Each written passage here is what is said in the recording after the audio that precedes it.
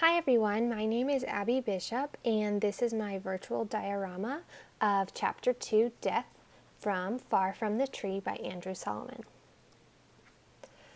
Throughout this chapter, Solomon spoke many times of culture because the deaf community puts a huge emphasis on their culture. Deafness for them is not something that they see as a disability, but as part of their identity, which links them to other people within their culture.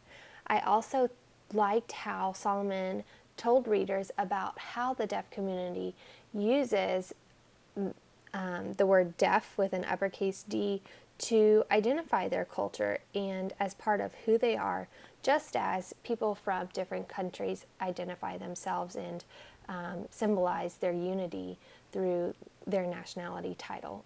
People in the deaf culture do the same. I have found this quote interesting, how the culture provides a way for deaf people to reimagine themselves, not so much as adapting to the present, but inheriting the past. I found the language development component that Solomon spoke about to be very interesting and very insightful, not just from the deaf perspective, but also looking at the language development of all children. I found it fascinating that deaf children acquire sign exactly as hearing children acquire a first language, and that is in the left brain. Language, whether it be for a child speaking English or another language, or whether a child signing their language, it's a left brain function. It's not a right brain function they found for deaf children just because they're using movement as their language. For them, it's all isolated to the left brain, and I thought that was very fascinating, and I was very interested in the study included there. Education for the deaf culture is a huge part of who they are because when left to be mainstreamed in a typical school, many students are not successful because they don't have the accommodations there to help them be successful at all times. So the data shows that a third of deaf children complete high school, and a fifth of those who actually go on to attend college complete their studies.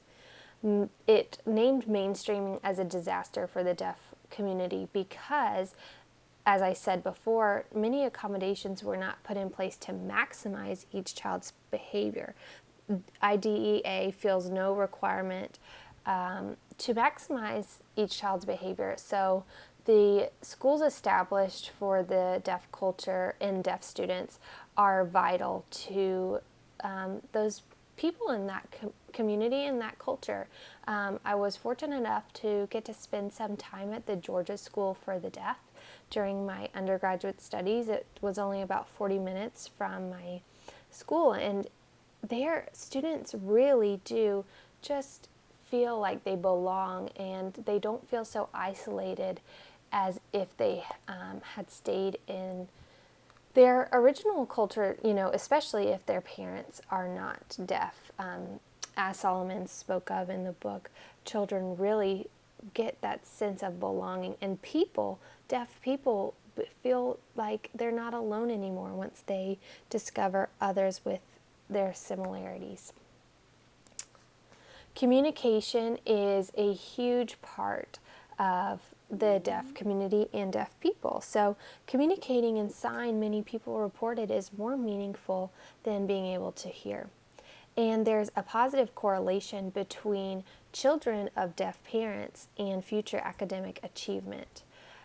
So communicating in deaf, as I spoke about earlier, is a huge indicator of how students will be able to learn other skills later in life, especially academic skills. I'd be interested to hear more about how students, maybe they didn't have deaf parents, but they learned sign language as their first language, and how their later academic achievement is indicated by that early learning of their language. Finally, a big part of this chapter was dedicated to the hot topic and hot button issue, as Solomon said, of cochlear implants and the choices that parents make for their children. So the two sides that were presented were how hearing parents can kind of give over their children to the deaf culture by sending them to deaf schools and by helping them to become part of the deaf community. But part of that is giving their child over and kind of never really having, as Solomon put it, 100% of their child anymore. And he also stated that deaf people really feel ownership over deaf children, whether they're their own or they're of hearing parents, because it is a cultural thing and they bring them into their culture and they really value their culture and their deafness.